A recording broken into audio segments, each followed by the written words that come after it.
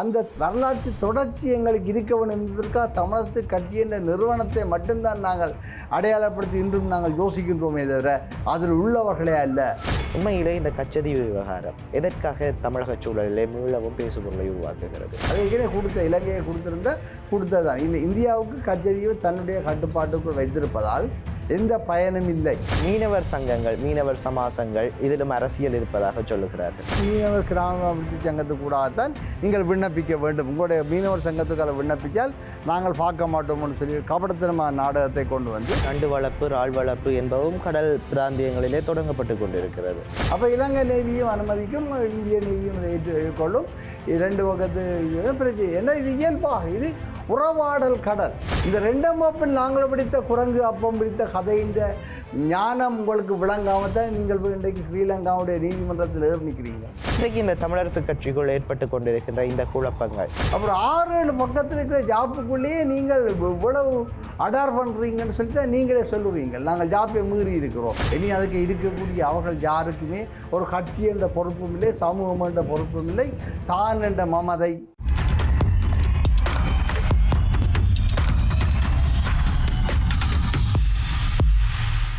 மீளவும் சந்திக்கிறோம். சமகாலத்தினுடைய அரசியல் நிலவரங்கள் பற்றிய உரையாடலாக விரிவடைந்து கொண்டிருக்கின்ற நிலவரம் நிகழ்ச்சியிலே மூத்த நிர்வாக அதிகாரி செல்வன் அவர்கள் எங்களோடு இணைந்திருக்கிறார்.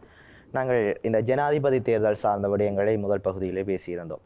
இப்போது அந்த இந்திய நாடாளுமன்ற தேர்தல் இது சார்ந்து பல்வேறுபட்ட விடயங்கள் தமிழக பரப்பிலே அதிகமாக பேசப்படுகிறது. இது எந்தளவு தூரங்கள் அவதானிப்பிற்கு தேவையானதுவா என்கின்ற ஒரு கேள்வியும் சிலரால் முன்வைக்கக்கூடும். ஆனால் இந்த இந்திய நாடாளுமன்ற தேர்தலின் போது தமிழகத்தில் இருக்கின்ற போட்டியிடுகின்ற பிரதான கட்சிகள் அத்தனையும் இந்த கச்சதீவு விவகாரத்தை மீளவும் கையில் எடுத்திருக்கிறது. இன்றைக்கு இந்தியாவை ஆண்டு கொண்டிருக்கின்ற பிஜேபி ஆகட்டும், அல்லது போட்டியிட்டு கொண்டிருக்கின்ற எதிர்த்தரப்பில் இருக்கின்ற INDA கூட்டணி ஆகட்டும், அல்லது பிராந்திய கட்சிகளாகட்டும், எல்லோருமே இன்றைக்கு கச்சதீவு விவகாரத்தை மீளவும் பேசுபொருளாக்கி இருக்கிறார்கள். உண்மையிலே இந்த கச்சதீவு விவகாரம் எதற்காக தமிழக சூழலிலே மீளவும் பேசுபொருளை உருவாக்குகிறது? இது ஒரு அரசியல் வியாபாரம். கச்சதீவை மையப்படுத்தி என்று பேசப்படுகின்ற விஷயம் அரசியல் வியாபாரம். உண்மையில் கச்சதீவு இந்தியாவுக்கு ஒரு பெரிய விடயமே அல்ல. ஏனென்றால் இலங்கை முழுவதுமே இந்தியாவுடைய பாதுகாப்பு வலயத்துக்குள் தான் இருக்கின்றது. பாதுகாப்பு வலயம் மட்டுமல்ல, பாதுகாப்பு வலயத்துக்குள்ளும் இருக்கின்றது. எனவே கச்சதீவை எடுப்பது என்பது இந்தியாவின் பாதுகாப்பு சம்பந்தப்பட்ட விஷயமே அல்ல. எனவே அது ஒரு பெரிய விஷயமாக முதன்மைப்படுத்தி பேசுவதற்கு இல்லை. 61ஆம் ஆண்டு நேருவிடம் இந்த விடயம் பற்றி பேசப்பட்டது. நேரு கேட்டார், எங்களுக்கு பிரச்சனை இல்லை, கச்சதீவை இலங்கையை கொடுக்குறதில்ல, அது எல்லாம் அவங்கள்ட நாடு தானே, இந்த பிராந்தியங்கள் எல்லாம். ஏன்னா அவரப்போ பொதுநலவாயம் என்ற சிந்தனையால் வயப்பட்டிருந்தவர். அயல் நாடுகளோட ஒரு நல்ல உறவை கட்டியெழுப்ப வேணும், எனவே அயல் நாடுகளுக்கு விட்டு கொடுத்து உறவாடி நெருங்கி வச்சு கொள்ளலாம்ன்றதில் ஒரு பரந்த சிந்தனை இருந்தது. எனவே அவையில் ஒரு சீரியஸான விஷயமா எடுக்கல, விட்டு கொடுக்குறன்றதில். பிறகு இந்திரா காந்திகிட்ட கேட்கும்போது இந்திரா காந்தி அது ஒரு தீவாக கூட சொல்லல. அவர் சொன்ன ஒரு கடலுக்கு இருக்கிற பாறை, கடலுக்கு இருக்கிற பாறையை பிடித்து நீ கதைக்கிறீங்க நீங்கள் என்ன, அதில் வேறு மனுஷர் இல்லை, நல்ல நீ இல்லை, ஒன்றுமே இல்லை, வெறும் பாறை ரோக். எனவே அதை நாங்கள் கொடுக்குறதுல எங்களுக்கு நோ ப்ராப்ளம் அட் ஆல் என்ன யோசிச்சது. எனவே அவைகள் விட்டு கொடுக்க ஆனால் தெளிவாக இலங்கைக்கும் தங்களுக்கும் இடையில் ஒரு நல்ல உறவு வேணும் என்ற அடிப்படையில் அதை விட்டு கொடுத்துச்சுனா. ஆனால் விட்டு கொடுக்க தங்களுடைய மீனவுடைய நலன்கள் சார்ந்த விஷயங்களில் உறுதியாகத்தான் இருந்தவை. கச்சதீவு இலங்கையினுடைய ஆழ்வல பரப்புக்குள் விட்டு கொடுத்தாலும் கூட இந்திய தமிழ்நாட்டினுடைய மீனவர்கள் அங்கு வந்து தங்குவதற்கும் தங்களுடைய வலைகள் ஏனைய உபகரணங்களை பராமரிப்பதற்கும் உரித்து அவர்களுக்கு இருக்கும் என்பதை அங்கு உறுதிப்படுத்தி இருந்தவர்கள்.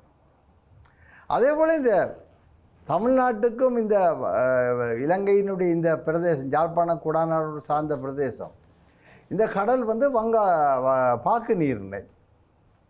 இந்த பாக்கு நீர்நிலை அவர்கள் பாரம்பரிய கடல் என்று தான் சொல்லுகின்றார். அப்போ இந்த பாரம்பரிய கடலாக இருக்கின்ற இந்த இடத்தை சரியா இந்த இடத்தை 2 மீனவர்களும் பங்கிடுவார்கள் என்றதும் கூட அவர்கள் பதியப்பட்டிருக்கின்றது. அதிலும் கூட மீனவர்களுக்கு ஒரு நாளும் சங்கடம் இருக்கவில்லை. எங்களுடைய வடபோதி மீனவர்கள் இங்கிருந்து கடலுக்கு போவார்கள், அப்படியே போய் ராமேஸ்வரம், தங்கச்சி படம் எல்லாடம் போய் தங்கி நின்று எல்லாம் செய்துட்டு வருவார்கள். முன்பு தற்செயலாக இங்குள்ள மீனவருடைய வலைகள் அதுகள் இந்திய மீனவர்களால் எடுக்கப்படும் என்று சொன்னால், முந்தைய இங்குள்ள மீனவ சங்கங்களுக்கும் அங்குள்ள மீனவ சங்கங்களுக்கும் ஒரு ஒப்பந்தம் இருந்தது. அந்த ஒப்பந்தத்தின்படி இலங்கையருடைய வடபகுதி மீனவுடைய வலைகள் அதுகள் தங்களுடைய வலைக்குள் சிக்கப்பட்டு எடுத்தால் அவைகள் எல்லாத்தையும் கொண்டு அங்கே ஒரு சங்கத்தில் பொறுப்பளிப்பினான். அப்போ அந்த சங்கம் பிறகு இங்கே அறிவிக்கும், இங்கே உள்ள ஒரு சங்கத்துக்கு அறிவிக்கும் என்னென்னு சொன்னால், உங்களோட வலையல் கொஞ்சம் இங்கே இருக்குது, நீங்கள் வந்து எடுக்கலாம் என்றால், அந்த நேரத்தில் இந்த சங்கத்தினுடைய பிரதிநிதிகள் அந்த இடத்துக்கு போய் அந்த வலைகளை எடுத்து கொண்டு வருவார்கள். எப்படி என்று சொன்னால், அவர்கள் பாஸ்போர்ட் எடுப்பதும் இல்லை, பிளேனால் போவதும் இல்லை, இமிக்ரேஷனை கேட்பதும் இல்லை. படகிலே அவர்கள் இங்குள்ள அரசாங்க அதிபரிடமோ இல்லை ஆளுநரிடமோ யாரோ ஒருவரிடம் தொடர்பு கொண்டு தாங்கள் போக போகிற ஆக்களுடைய பட்டியலை கொடுத்தால் அவர் கையெழுத்து வச்சு விட்டே நீங்கள் போயிட்டு வாங்க உண்டு. இவர்கள் தங்களுடைய படகில் போய் அந்த ஊருக்கு போய் அங்கே இறங்கி அங்கேயும் இந்த கஸ்டம்ஸ் இந்த கடிதத்தோடு வந்து எடுத்துகிட்டு போங்கன்னு சொல்லிவிடும்.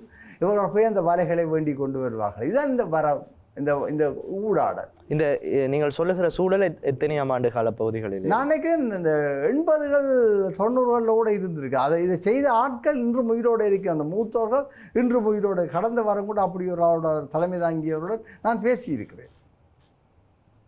சரிதானே? அவர்கள் என்ன உயிரோடு இருக்கின்றார்கள், நலமாக இருக்கின்றார்கள். மூத்தோர்கள் தான், வயதான. ஏன்னா அவர்கள் இதெல்லாம் நாங்கள் சும்மா போய் சங்கத்தில் வேண்டிட்டு வந்தோம். எல்லாத்தையும் நாங்கள் ஒரு இங்கே கவர்னர்கிட்டையோ யார்கிட்டையோ கையெழுத்தை வேண்டி போட்டு கொண்டு எடுத்துகிட்டு வரலாங்க. அப்போ இலங்கை நேவியும் அனுமதிக்கும், இந்திய நேவியும் அதை ஏற்றுக்கொள்ளும். 2 பக்கத்து இது பிரச்சனை என்ன, இது இயல்பாக, இது உறவாடல் கடல், இது சமுத்திரமும் அல்ல கடலும் அல்ல, இது ஒரு ஏரி. அப்போ இங்கே பாரம்பரிய முறையில் 2 தரப்பு மீனவர்களை மீன்பிடிக்க வேண்டும் என்ற பிரச்சனை வளமை இருந்தது. ஒரு நெருக்கடியும் இருக்கவில்லை, செய்து கொண்டே இருந்தார்கள். அப்பொழுது கடல் வளம், அந்த கடல் வளத்தை மீனவர் சமுதாயம் மீன்பிடிக்கிறதுக்காக பயன்படுத்தியது. அதற்கிடையே அதுவரை மரபு ரீதியாக கொடுக்கல் வாங்கல் செய்து கொண்டிருந்தவர்களுடைய வியாபாரங்கள் அது கள்ளக்கடத்தலாக பிற்காலத்தில் பிரகடனப்படுத்தப்பட்டது. சரி, அவர்களும் செய்து கொண்டிருந்தார்கள். முன்பு உங்களுக்கு தெரியும், குருநகர் துறைமுகத்தில், குருநகர் கிராமத்தில் கரையோரங்களில் நடக்கும் என்றால் ஆமை தொட்டின்னு சொல்லி கட்டியிருப்பார், கொட்டில், ஆமை கொட்டில்னு சொல்லி கட்டியிருப்பார் கடலுக்குள்ளே கரையோடு சேர்த்து. இந்தியாவிலிருந்து ஆமைகளை பிடித்து கொண்டு வருவது, அந்த காலத்தில் ஆமை சாப்பாட்டுக்குரிய பொருளாக இருந்தது. இந்தியாவிலிருந்து பெருமளவில் ஆமையை கொண்டு வந்து வத்தைகளில் கொண்டு வந்து இந்த கொட்டில்கள் வைத்து விட்டு இப்போ அங்கே அதில் கொஞ்சம் பழத்தை போட்டு இப்போ சாப்பாட்டுக்கு எடுத்துக்கொள்வார்கள். அப்படி ஆமைகள் கொண்டு வரும்போது அந்த அங்கிருந்து அனுப்புகின்ற ஆமைக்குள் சில ஆமைக்குள் என்ன செய்வாங்க, தங்கத்தை உருண்டையாக்கி, அந்த காலத்தில் தங்கத்தை அங்கேருந்து இங்கே கொண்டு வர்றது. அப்போ தங்கத்தை உருண்டையாக்கி ஆமையின் சாப்பாட்டோடு ஆமையின் வயிற்றுக்களை போட்டுருவாங்க. அந்த ஆமைக்கு முதுகில் ஒரு அடையாளம் இருக்கும். அந்த ஆமையும் சேர்ந்து ஆமைகளோட ஆமையாக இங்கே வந்து சேர்ந்துடும். அது கொட்டில் நிற்கும். அந்த கடத்தலோட சம்மந்தப்பட்டவர்கள் இந்த அடையாளம் விட்டு ஆமையை எடுத்து கொண்டு போய் வெட்டி அந்த தங்கத்தை எடுத்துக்கொள்வார். அப்படி ஒரு முறை குருநகரில் நடந்தேன்னா அந்த அடையாளம் மாறினதால் அந்த ஆமையை வெட்டி இறைச்சி விற்கிற ஒரு பெண்மணிக்கு அந்த ஆமை கிடைத்து விட்டது. அவள் வெட்டேக்கான் தெரியும், ஆமையின் வயிற்றுக்குள்ளே தங்கம் இருந்தது. இப்படியெல்லாம் கதைகள் இருக்குது நிரம்ப. வெள்ளாட்டுத்துறை மக்கள், மாதகள் மக்கள், நெடுந்தீவு மக்கள், இப்படி பல பேர் கடத்தல் அந்த பாரம்பரிய வியாபாரம் கொண்டு போவார்கள். இலங்கை சுதந்திரம் அடைந்து எல்லையை போட்ட பிறகு இதை கள்ளக்கடத்தலாக மாறிவிட்டது. மறுபடிக்கு இது ஒரு பாரம்பரிய உறவு கடல். எனவே இங்கு வந்து என்ன சொன்னால், இந்த பாரம்பரிய முறையில் அனுமதிக்கப்பட்ட முறையில் கடற்தொழிலை செய்வதற்கு எந்த பிரச்சனையும் இல்லை. இங்கு பிரச்சனை என்னென்னு சொன்னால், கச்சதீவை ஏன் மையப்பொருளாக எடுத்திருக்காண்ட அரசியல் கவட நோக்கம் ஒன்று. இரண்டாவது, இன்று இங்கே 2 ஒரு சமநிலையின்மை ஒன்று வந்திருக்கிறது. அதாவது வடபகுதி மீனவர்கள் யுத்த காலத்தில் இலங்கை அரசாங்கத்துடைய யுத்த நடவடிக்கைகள் காரணமாக முற்றாக எங்களுடைய மீன்பிடி பொருளாதாரம் தகர்க்கப்பட்டுள்ளது, எங்களுடைய ஆளுமை தகர்க்கப்பட்டுள்ளது. நாங்கள் கடல்களுக்கு போய் செய்யக்கூடிய அளவுக்கு எங்களுடைய படகுகள் இல்லாமலே போய்விட்டது, எங்களுடைய அனுபவம் மறந்து போய்விட்டது. ஆனால் அதே வேளையில் இந்தியாவுடைய மீன்பிடி பொருளாதாரம் இன்னும் ஒரு பாய்ச்சலுக்கு போயிருக்கின்றது, இழுவை மீன்பிடி படகுகளால். மிகவும் வலுக்கூட்டின இழுவை படகுகளை பயன்படுத்தும். அவை இந்த இழுவை படகுல வந்து நிலத்தடி கடலின் நிலத்தோடு முட்டி இழுக்கின்ற ஒரு இழுவை படகு முறை இருக்கின்றது, பாட்டம் ரோலிங்ன்றது.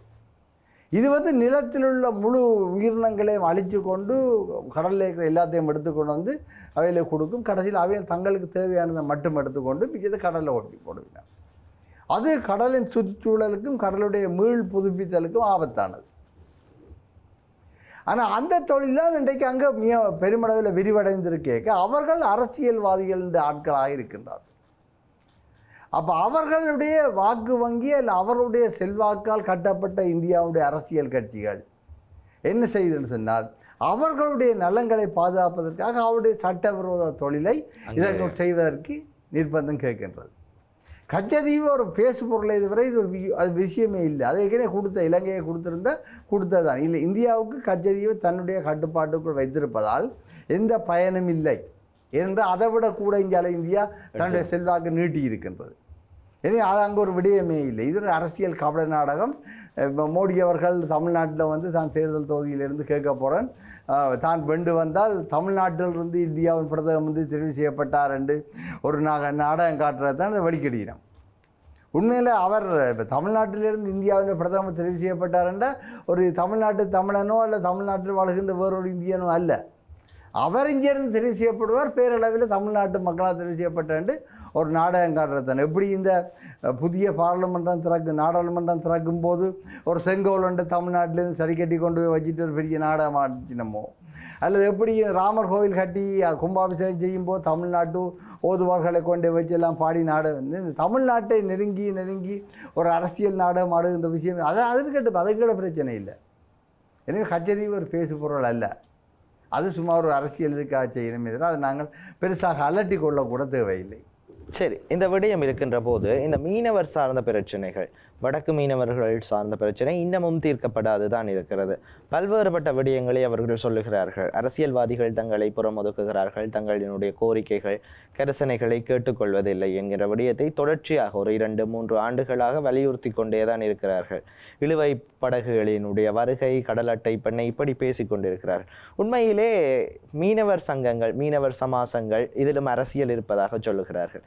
இவர்கள் உரிய முறையிலே அரசியல் பிரமுகர்களை அணுகவில்லையா, அல்லது அரசியல் பிரமுகர்கள் இவர்கள் சார்ந்து ஒரு பாராமுகத்தோடு செயற்படுகிறார்களா? அரசியல் பிரமுகர்கள் பாராமுகத்தோடு செயல்படுகின்றார்கள் என்பதை விட மீனவ சமூகத்தையும் சங்கங்களையும் துண்டாடி பிரித்து அதற்குள் தங்களுடைய அரசியலை செய்கின்றார்கள் என்பதுதான் உண்மையானது. முன்பு கடற்தொழிலாளர் கூட்டுறவு சங்கம் என்பதுதான் மீனவர் சமூகத்தினுடைய மிகப்பெரிய சமூக நிறுவனமாக இருக்கும்.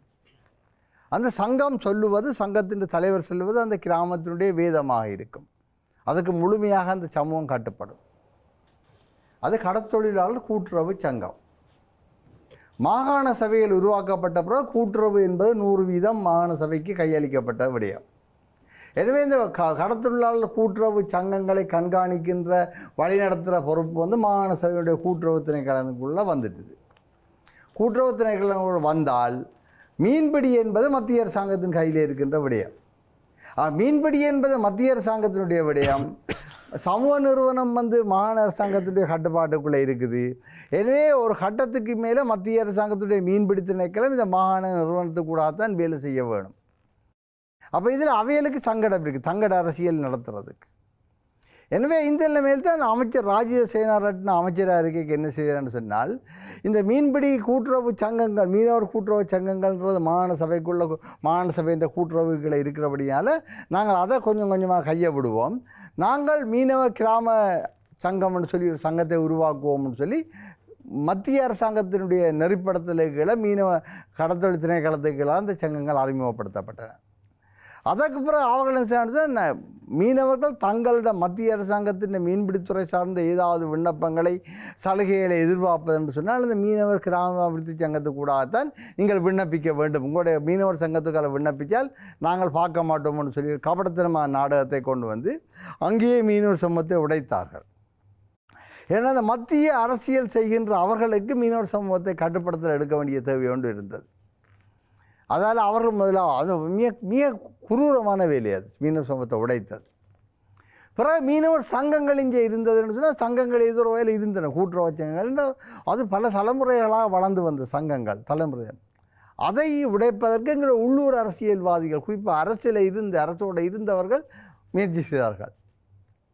தாங்கள் அந்த தலைவர்களை மாற்றுவது அல்லது திணைக்களத்தின் ஊடாக அதிகாரத்தை பயன்படுத்தி தலைவர்களுக்கு பதிலாக நியமன தலைவர்களை கொண்டு வர்றது, இப்படியான விஷயங்களை சங்கங்களை உடைத்தார்கள்.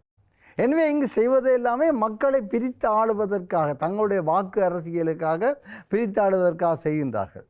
ஆனால் மத்திய அரசாங்கமோ அல்லது இந்த மாகாணத்தில் இருப்பவர்களோ அல்லது எங்களுடைய அமைச்சர்களோ யாருமே வடபகுதியினுடைய மீன்பிடி பொருளாதாரம் பற்றியோ வடபகுதி மீன்பிடி சார்ந்த சமூகத்தினுடைய நிலைபெறான வாழ்வு பற்றியோ எந்த ஒரு தெளிவான வேலை திட்டத்தையும் இங்கு முன்வைக்கவில்லை.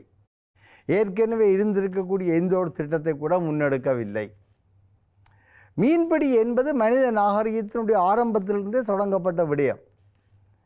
அது வெறும் வாழ்வாதாரம் மட்டுமில்லை, உணவு ஆதாரம். எங்களுடைய உணவு பாதுகாப்பினுடைய அடிப்படையான அம்சம் கடல் புரதம் எங்களுக்கு அத்தியாவசியமான ஒரு விடயம். எனவே இந்த கடல் உணவு புரதத்தை எங்களுக்கு வழங்க வேண்டிய ஒரு விடயம் கடல் தொழில். எனவே அது குறிப்பாக எங்களுடைய சிறு தொழிலாளர்கள் பாரிய அளவில் எங்களுக்கு கடல் உணவு புரதத்தை வழங்குகின்றார்கள். அவர்களை பாதுகாக்க வேண்டும். பார்த்தால் அவர்களுடைய வாழ்வாதாரமும் பாதுகாக்கப்படும், எங்களுக்கு ஒரு உணவு பாதுகாப்பும் இருக்கும். அதே வேளையில் அவர்கள் ஒரு மரபு ரீதியான இல்லை அனுமதிக்கப்பட்ட முறைகளில் தங்களுடைய கடலினுடைய வளங்களை அனுபவிக்கும் போது கடல் சூழலும் பாதுகாக்கப்படுகின்றது. 3 நன்மைகள் இங்கு இருக்கின்றன. ஆனால் இந்த 3ஐயும் தார்க்கின்ற விதமாகத்தான் நடக்கணும்னு சொன்னால், இப்பொழுது அந்நிய செலாவணி வேணும், வருமானம் வேணும் என்று சொல்லி என்ன செய்கின்றான்னு சொன்னால் இதுக்குள்ள ஒன்று அட்டைப்பணைகளை போடுகின்றார்கள். அப்போ அதன் மூலம் என்ன நடக்கின்றால் எங்களுடைய மரபு ரீதியான கரையோர மீன்பிடியும் இல்லாமல் போகின்றது, எங்களுக்கு கடல் உணவும் இல்லாமல் போகின்றது, கடலுடைய வளம் அபகரிக்கப்படுகின்றது. இன்றைக்கு அட்டை வளர்ப்போடு இணைந்து நண்டு வளர்ப்பு, இறால் வளர்ப்பு என்பவும் கடல் பிராந்தியங்களிலே தொடங்கப்பட்டு கொண்டிருக்கிறது. கடந்த வாரம் பிரித்தானியாவுக்கும் அயர்லாண்டுக்கும் இடையில் இருக்கின்றது ஐஸ் ஆஃப் மேன் ஒரு தீவு. அந்த தீவை சுற்றி இருக்கக்கூடிய இடங்களில் இந்த பண்ணைகள், இந்த கடலடி பாட்டம் ரோலிங் செய்வதை பிரித்தானியா தடை செய்திருக்கின்றது. ஏன்னா கடல் வளம் அநியாயமாக போகின்றது. அதே போன்று இன்று காலையில் நான் ஒரு செய்தி பார்த்தேன். ஆர்ஜென்டினா, தென் அமெரிக்காவின் போது ஆர்ஜென்டினாவுக்கு பக்கத்தில் கூடிய அளவில் கடல் வளங்களை அபகரிக்கின்ற சட்டவிரோத மீன்பிடி தொழிலை செய்வது சீனா. அங்கே ஒரு மிகப்பெரிய பிரச்சனை வந்திருக்கின்றது. அதே மாதிரி சிலியில் மற்ற பக்கம் அந்த தென் அமெரிக்காவின் மற்ற பக்கத்தில் இந்த பண்ணைகளை வைத்திருப்பது, பெரிய பண்ணைகளை வைத்திருப்பது, அந்த பண்ணைகளினால் இயற்கை வளம் பாதிக்கப்படுகிறது, கடல் வளம் பாதிக்கப்படுகின்றது. அவற்றை நாங்கள் எவ்வாறு கட்டுப்படுத்துவது என்ற விடயங்களை இப்போ சிந்திக்க துவங்கி இருக்கின்றார்கள். எனவே இந்த செயற்கையான பண்ணைகளை அமைத்து செயற்கையான இடங்களை கொண்டு வந்து புடைக்குவார். கடலுக்குள்ளே கொண்டு போய் ஒரு இடத்துல மிதக்கும் பண்ணைகளை உருவாக்கி அந்த பண்ணைகளை அந்த இடத்தில் வைத்து மீன்களையோ இனிய விடயங்களையோ வளர்த்து எடுத்து கரைக்கு கொண்டு வந்து அறுவடை செய்வது வேறு விடயம். கரையில் நிலத்தில் கடலுக்குள்ளே இருக்கிற கரையோரங்களில் ஆழம் குறைந்த இடங்களில் நீங்கள் நிலங்களை கட்டி கடல்களை கட்டி அதற்குள் செய்யும்போது அந்த இடத்துல சூழல் பாதிக்கப்படுகின்றது. அதுவும் குறிப்பாக யாழ்ப்பாணம் இந்த குடா கடல் ஏரி, யாழ்ப்பாண பல்கலைக்கழகத்தினுடைய பொறியியல் பீடம், மீன்பிடி பீடம், இன்னும் ஒரு சமூக வேறொரு பீடம், இந்த 3 பீடங்கள் சேர்ந்து ஒரு ஆய்வு செய்தன இந்த கடல் தண்ணி சம்பந்தமாக. இந்த குடாக்கடல், இந்த யாழ்ப்பாண குருநாள் கிராமத்துக்கு அங்காலே இருக்கின்ற இந்த கடல் வெட்டி பண்ணப்பாலம், இந்த கடலுடைய தண்ணியின் தரம் பற்றி ஆய்வு செய்தன. விஞ்ஞானபூர்வமாக ஆய்வு செய்து அவர்கள் மிகவும் கடுமையான ஒரு அறிக்கையை கொடுத்திருக்கின்றார்கள். இந்த தண்ணி மிகவும் மோசமாக அசுத்தமடைந்துள்ளது, ஹைலி பொல்யூட்டட். ஏனென்று சொன்னால் இந்த தண்ணி நீரோட்டம் இல்லை, பண்ணப்பாலம் அங்கெல்லாம் மறைவட்டு போயிட்டுது. அதை விட மோசமாக யாழ்ப்பாணத்தினுடைய கழிவு நீர் வாய்க்கால் 3 வாய்க்கால்கள் இந்த கடலுக்குள் போயிருக்கின்றது. எனவே இந்த தண்ணீர் மிகவும் ஆபத்தான தண்ணீராக மாறிவிட்டது என்று சொல்லி அவர்கள் அறிக்கை கொடுத்திருக்கின்றார்கள். எனவே இத்தகைய நிலைமையில் என்று சொன்னால் நாங்கள் பல விடயங்களை யோசிக்க வேண்டியிருக்கின்றது. எல்லாத்தையும் பறந்துபட்டு யோசிக்கணும். அதேபோல் யுத்தத்தால் அழிந்த சமூகத்தை எப்படி ஒரு மீன்பிடி பொருளாதாரத்தில் வலுவூட்ட வேண்டும், பலமூட்ட வேண்டும், ஆளுமை உடுத்த வேண்டும், இந்த வளங்களை ஆளுகைப்படுத்துகின்ற உரிமையை கொடுக்க வேண்டும் என்பதில் எங்களுக்கு தெளிவான பார்வை இருக்க வேண்டும். ஆனால் இப்போ இந்தியா யோசிக்கிறது அங்கிருந்து தன்னுடைய மீனவர்கள் இங்கு வரையும் வர வேண்டும் என்று யோசிக்கின்றது. ஆனால் நாங்கள் எங்களுடைய மீனவர்கள் அங்கு அந்த அளவுக்கு போய் மீன் பிடிப்பதற்கான வசதிகளை உருவாக்கி கொடுத்துருக்கின்றோமா? மீன்பிடி இறங்குதுறைகளை உருவாக்கி இருக்கின்றோமா? படகுகள் தரிப்பு துறைகளை கொடுத்துருக்கின்றோமா? பொருத்தமான படகுகளை பெறுவதற்கான சலுகை கடன் வசதிகளை கொடுத்துருக்கின்றோமா? எதுவுமே கொடுக்கவில்லை தானே. நாங்கள் இங்கே சீனாவும் இந்தியாவும் தருகின்ற அரிசி மூட்டைகளையும் ஏதாவது வலை மூட்டைகளையும் கொண்டு வந்து கொடுக்கின்றோமே தவிர நாங்கள் மீனவர்களை வலுப்படுத்தவில்லை. அப்போ இதான் நீங்கள் ஆபத்தானது. அதாவது ஒட்டுமொத்தத்தில் இப்போ சாதாரணமாக உலகம் பேசுகின்றது இந்த நீல பச்சை பொருளாதாரம்னு சொல்லி ப்ளூ கிரீன் எக்கனமின்னு சொல்லி கடலிலிருந்து கிடைக்கக்கூடிய வளங்களை கூடிய அளவில் எடுப்பது என்பது. ஆனால் இன்று அது விவாதம் திசைக்கு திருப்பப்பட்டு விட்டது. இன்று என்று சொன்னால் இந்த ப்ளூ கிரீன் எக்கனமியை பொறுத்தவரை என்று சொன்னால் இந்த எக்கனமியினால் நீங்கள் கடலில் உள்ள வளங்களை கொண்டு வருவதாக சொல்லிக்கொண்டு கடைசியில் இந்த கடல் வாழ் சமூகங்களையும் மனிதனுக்கு தேவையான இயற்கையான கடல் உணவு புரதங்களையும் அறுவடை செய்கின்ற விடயங்களை முழுக்க நீங்கள் இல்லாமல் செய்ய போகிறீர்கள். எனவே இந்த ப்ளூ கிரீன் எக்கனமியும் இந்த கோஸ்டல் ஃபிஷர்மன் இந்த கம்யூனிட்டி இந்த விஷயத்திலேயும் ரெண்டு முரண்பாடான விடயங்கள். இந்த விடயத்தில் நாங்கள் இன்னும் ஒரு தரம் மீள எல்லாம் மறுபரிசீலனை செய்யப்பட வேண்டும் என்று இப்பொழுது அது சம்பந்தமான துறைசார் புலமையாளர்கள் உலகம் முழுக்க விவாதிக்க தொடங்கிவிட்டார்கள். சரி, இந்த விடயம் இருக்கின்ற போது நான் இறுதி பகுதியிலே இந்த கேள்வியை கேட்டு விடுகிறேன்.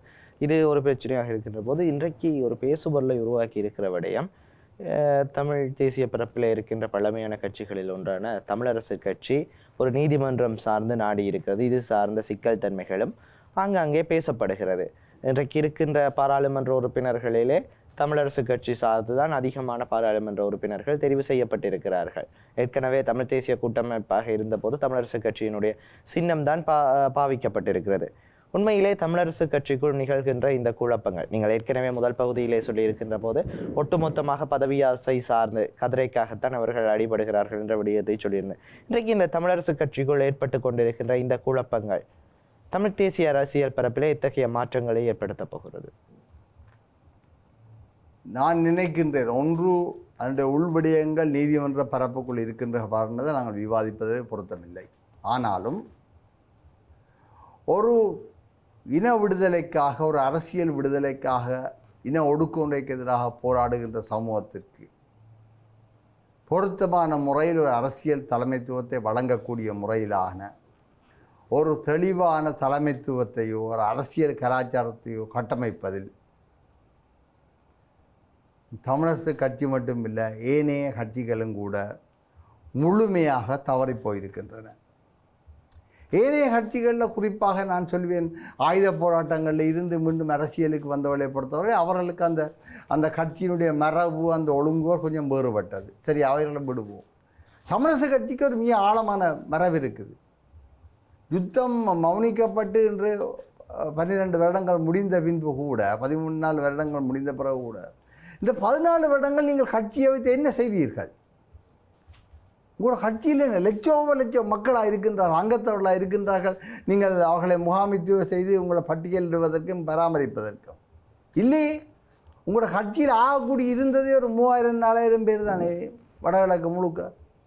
இந்த 3000-4000 பேரை கிளையாக வச்சு அந்த கிளைகளுக்கான நாமாவளி பட்டியல் வைக்கிறதுக்கும் கிளையில் ஒழுங்கமைக்கிறதுக்கும் இதுன்றதுக்கும் உங்களால் ஏன் இல்லாமல் போனது? உங்களுடைய அரசியல் உங்களோட ஜாப்பு என்பது என்ன 100 பக்கத்தில் அவங்களோட ஜாப் இருக்குது? 6 பக்கம் 7 பக்கம் 7 பக்கம் நான் வாசித்திருக்கிறேன். அப்புறம் 6-7 பக்கத்தில் இருக்கிற ஜாப்புக்குள்ளேயே நீங்கள் இவ்வளவு அடார் பண்ணுறீங்கன்னு சொல்லி தான் நீங்களே சொல்லுவீங்க. நாங்கள் ஜாப்பை மீறி இருக்கிறோம். நீங்களே போய் நீதிமன்றத்தை சொல்லிட்டீங்க, நாங்கள் ஜாப்பை மீறி இருக்கிறோம், பல முறை மீறி இருக்கிறோம், ஒத்துக்கொள்கிறோம். இன்னைக்கு என்ன செய்கிறீங்க? நீங்கள் ஒரு சமூகத்துக்கு பொறுப்பு கூறக்கூடிய ஒரு தேசிய கட்சியாக நீங்கள் உங்களை வளர்க்கவில்லை. அப்போ என்ன அர்த்தம்? நீங்கள் ஒரு தாதா வியாபாரம் செய்திருக்கிறீங்க கட்சியில் இருந்து கொண்டு. உங்களுக்கு பிறகு அப்படி தமிழ் மக்களை வழி நடத்துறது. ஒட்டுமொத்தத்தில் நாங்கள் தமிழரசு கட்சி என்கின்ற அந்த அடையாளத்தை மட்டும்தான் நாங்கள் இன்று விரும்புகின்றோமே தவிர அதில் உள்ள யாரையும் அல்ல.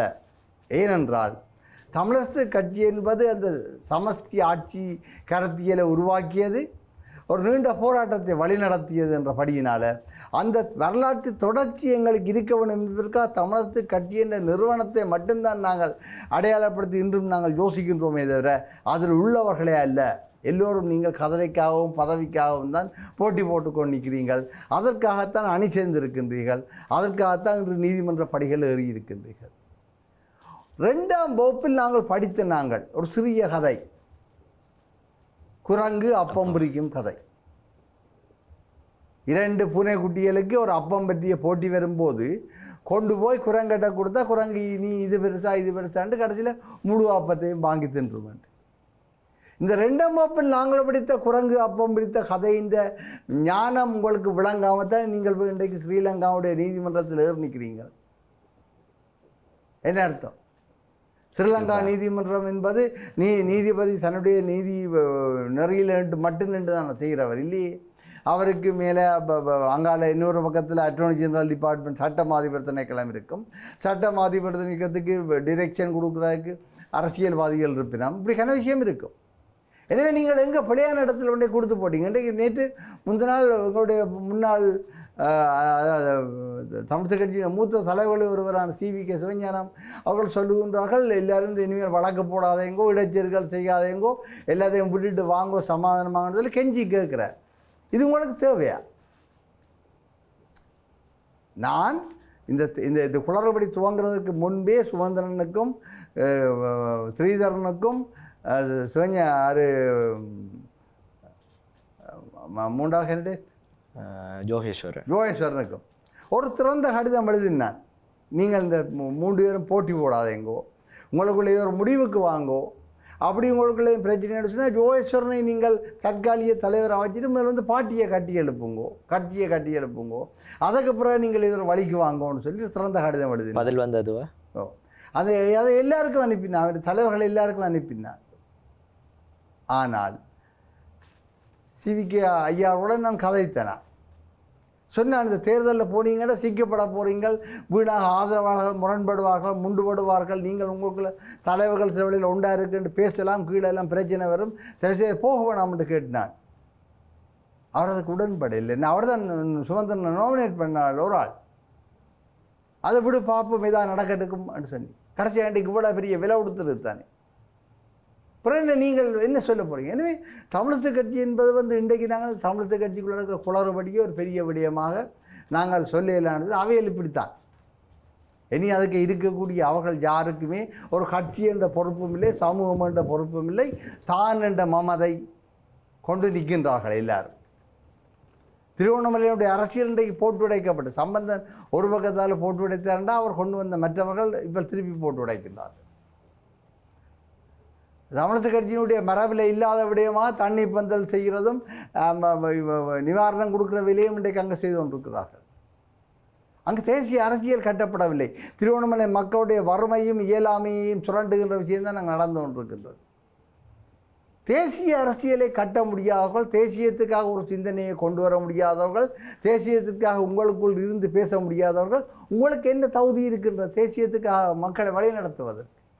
எனவே நாங்கள் சொல்கின்றோம் என்றால், எதிர்காலத்தில் தமிழ் மக்களுக்கு தேவையானது ஒரு தேசிய சபை. எந்த அரசியல் ஜாப்புகள் இல்லை, இந்த ஜாப்புகளுக்காலே உருவாக்கப்பட்டு எங்கேயாவது கொண்டே பதிஞ்சு போட்டு போய் அந்த ஜாப்பின் அடிப்படையில் யாரோடதும் வழக்கு போடுற இப்படி ஒரு இல்லை வரையறைக்குள்ளே இல்லாத ஒரு பொது சபை ஒன்றை நாங்கள் உருவாக்க வேண்டும். தமிழ் மக்களுடைய செல்லறையை நாங்கள் தான் தீர்மானிக்க வேண்டும். நீங்கள் என்னவோ தேசம் கட்டியெழுப்புவது எப்படி என்று தீர்மானிக்க பேசவில்லையே. நீங்கள் எங்கே தேசம் கட்டுறதை பற்றி காட்சிங்கள்? இந்த புலம்பெயர் சமூகத்தில் எத்தனை தொழிற்சாலையை கொண்டு வந்து கட்டி விட்டீர்கள், சமூகத்தை வளர்த்தெடுத்தீர்கள், எத்தனை பொறுமையை முயற்சிகளை முன்னெடுத்தீர்கள், அதை பற்றி ஏதாவது பேசினீர்களா? இல்லையே. நீங்கள் தொடர்ந்து மாறி மாறியும் கூட கட்சி பிரச்சனை பற்றியும் பார்லிமெண்டத்தில் ஏதாவது உருக்கு கதையை பற்றி தான் கதைக்கிறீங்களே தவிர சமூகம் பற்றி தேசியம் பற்றி பேசவில்லை தான். எனவே அடிப்படையில் என்னன்னு சொன்னால், இதில் இந்த தமிழிசை கட்சியாக இருக்கலாம், வேறு கட்சியாக இருக்கலாம். இப்போ தமிழிசை கட்சி பேசுபொருளாக இருக்குது. இப்போ 2வது செய்தி ஒன்று வந்திருந்தது, அடுத்த கட்சி அதாவது தமிழர் விடுதலை கூட்டணி வழக்கு போக போகுதுன்னு சொல்லிட்டு. ஏற்கனவே வழக்கில் இருக்கிறது என்று நினைக்கிறேன். இப்படி தான் இது தொற்று நோய், கொரோனா பெருந்தொற்று, இது வந்துடும். என்ன ஈஸியாக வழக்கு போடலாம் என்பது. இப்படியே வழக்கு போட்டு என்ன கொண்டாங்க, இவர்கள் எல்லாரும் சமூகத்திலிருந்து அந்நியப்படுத்தப்பட வேண்டும். இவர்கள் அரசியல் அஞ்ஞானவசத்துக்கு அனுப்பப்படணும். சரி, குறிப்பாக சமகாலத்திலே பேசப்படுகின்ற அரசியல் நிலவரங்கள் பற்றிய உரையாடலாக இன்றைய நிலவரம் நிகழ்ச்சி அமைந்திருந்தது. இன்றைய நிலவரம் நிகழ்ச்சிக்கு தன்னுடைய நேரத்தை ஒதுக்கி வருகை தந்திருந்த மூத்த நிர்வாக அதிகாரி செல்வன் அவர்களுக்கு எங்களுடைய மனமார்ந்த நன்றிகள். நன்றி, வணக்கம். மற்றுமோர் நிலவரம் நிகழ்ச்சியில் சந்திக்கும் வரை உங்களிடமிருந்து விடைபெற்றுக் கொள்கிறோம். நன்றி, வணக்கம்.